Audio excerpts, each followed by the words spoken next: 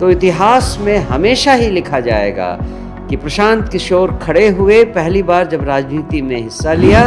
बांकीपुर का सीट खाली है, बांकीपुर के विधायक के तौर और ज़्यादा उम्मीद तो लग रही है कि जैसी जनता चाह रही है प्रशांत किशोर जी को खड़ा करना। इस रेस में तो है ही नहीं। अभी कोई और नाम इस रेस में। बिहार में विकास एक विडंबना के तौर पे तो हम देखते ही आते हैं, लेकिन जब कोई विकास के राह में कोई रोड़ा आ जाए और उस रोड़े को अगर हम एक राजनीतिक महत्वाकांक्षा के तौर पे देखें तो सवाल करना बहुत ज़रूरी है।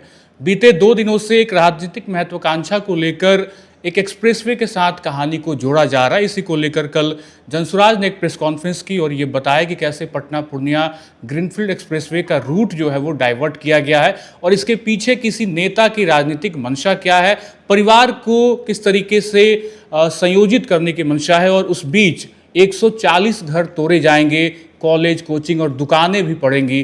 तो अचानक से ये कहानी कैसे आने लगी और अचानक ये सब किसी नेता ने क्यों करना शुरू कर दिया, तमाम चीज़ें सवालों के घेरे में है। जनसुराज के कार्यकारी अध्यक्ष मनोज भारती सर हमारे साथ हैं। नेता का जिक्र आ रहा है, एक नाम आ रहा है और साथ साथ जनसुराज ने बहुत मजबूती के साथ कल ये बातें रखी हैं। हम चाहते हैं कि आप इसको बहुत सरल भाषा में बहुत तोड़ के बताएं कि आखिर ये चीज़ें आनी कहाँ से शुरू हुई और अगर विकास हो रहा था, पहले से प्लान रूट था, तो ये तोड़ने वाली कहानी क्या है? इतना इस विषय के बारे में मीडिया में भी आ चुका है, मैंने तो पेपर में भी देखा, उसमें सब कुछ लिखा हुआ है। तो मेरे पास वैसा कुछ अलग से कोई इन्फॉर्मेशन नहीं है, लेकिन मैं इतना ज़रूर कहना चाहूँगा कि विकास के नाम पर अगर डिसीजन मेकर्स जो नेता हैं वो अगर अपना प्रभाव दिखाने के लिए या अपने परिवार को बचाने के लिए बहुत सारे डिसीजंस को बदल देते हैं, तो ये एक तरह से उनकी निरंकुशता ही दिखाती है। प्रजातंत्र का ये सिस्टम नहीं है कि कोई एक व्यक्ति अपनी सुविधा के हिसाब से सरकार के नियमों को बदल दे। ये तो राजतंत्र में होता था, राजा का जो मन हुआ वो उसने कर दिया, जिसका भी घर मन हुआ बना दिया, जिसका उजाड़ दिया। प्रजातंत्र में ऐसा नहीं होना चाहिए। और जो अलाइनमेंट पहले से बनी थी, जिसको सोच समझ कर बनाया होगा, जिससे कि कम से कम लोगों को असुविधा हो।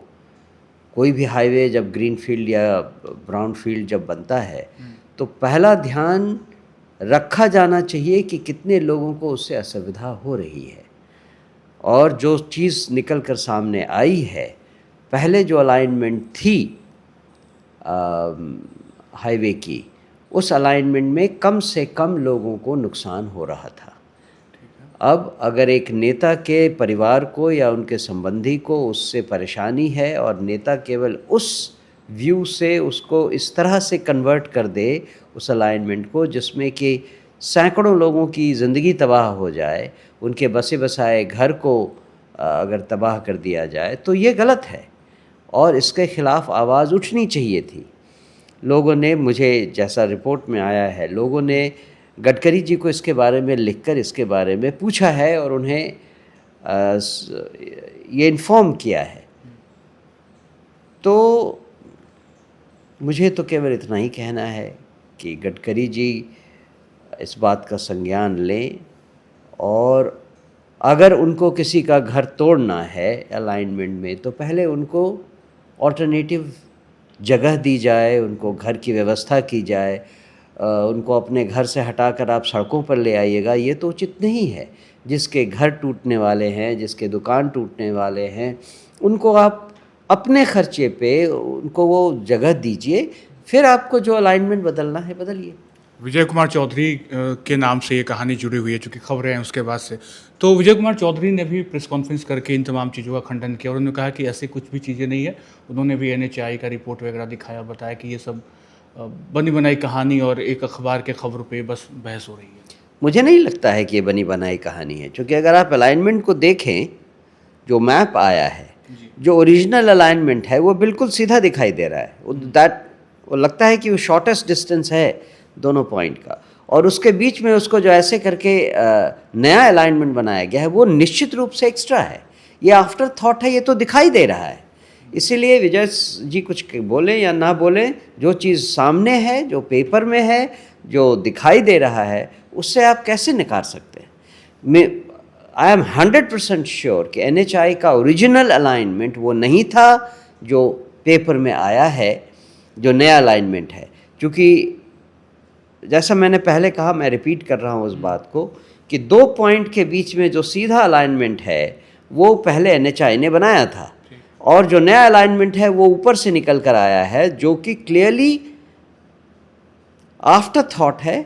उसमें ज़्यादा पैसे खर्च होंगे, ज़्यादा हाईवे का निर्माण होगा, ऐसा हो ही नहीं सकता कि NHAI पहले से उस अलाइनमेंट पे गई हो।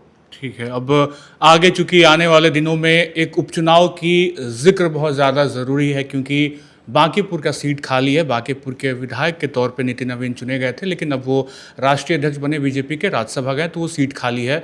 जनसुराज की तैयारी बहुत तंदुरुस्ती के साथ हम लोग देख भी पा रहे हैं। मैं भी बीते दिनों वार्ड नंबर 26 गया था।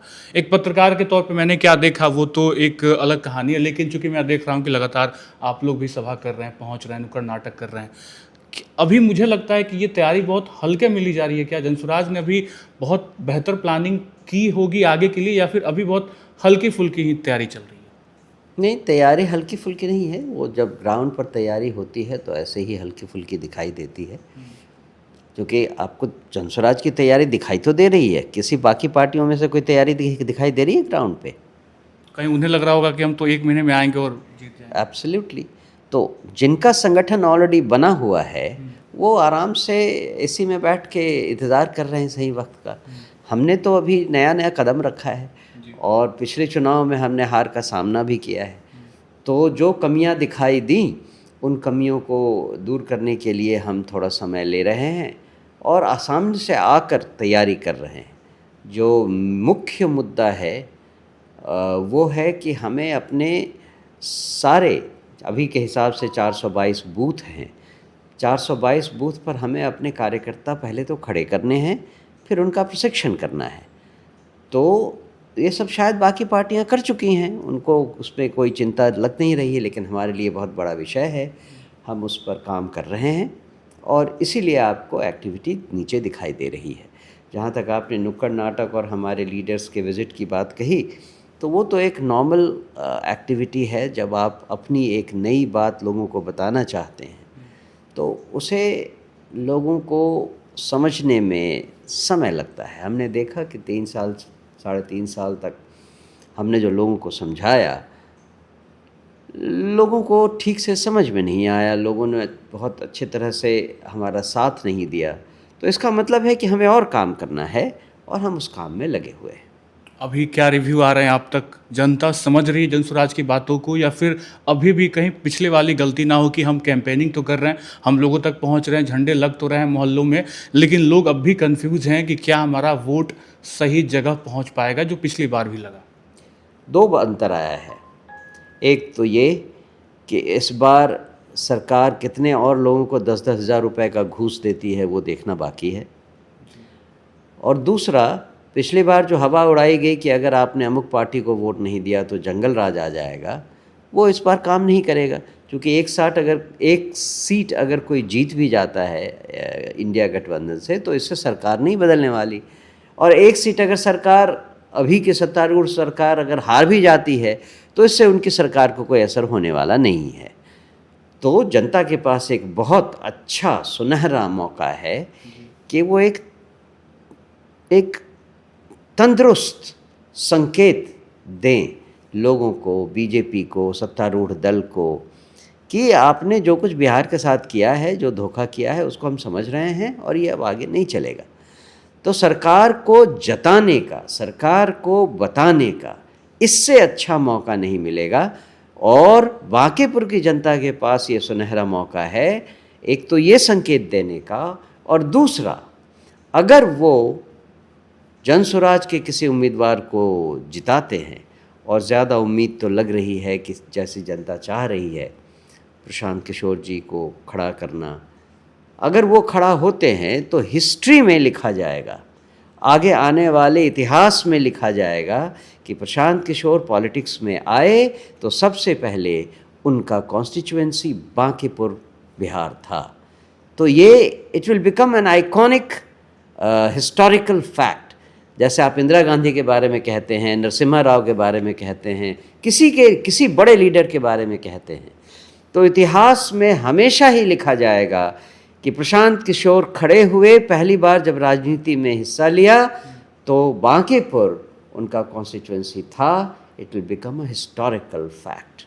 आप पहले लाइन में आपने प्रश्नवाचक संज्ञा का उपयोग किया कि अगर होते हैं, और बाद में आप कह रहे हैं कि प्रशांत किशोर ने खड़ा होना सही समझा या इतिहास में लिखा जाएगा। अभी भी दो चीज़ें निकल कर सामने आ रही हैं आपकी बातचीत से। हमारी पहली मुलाकात जब हुई थी तो मैंने पूछा भी था कि क्या एक सेलिब्रिटी फेस के तौर पे बांकीपुर को देखा जा रहा है, क्या कुछ तय हुआ है? 1 महीने बाद हमारी आपसे लगभग मुलाकात हो रही है, स्पष्टता आ गई है कैंडिडेट के तौर पे प्रशांत किशोर ही होंगे? अभी वो स्पष्टता नहीं इसलिए भी है क्योंकि अभी इलेक्शन की घोषणा नहीं हुई है।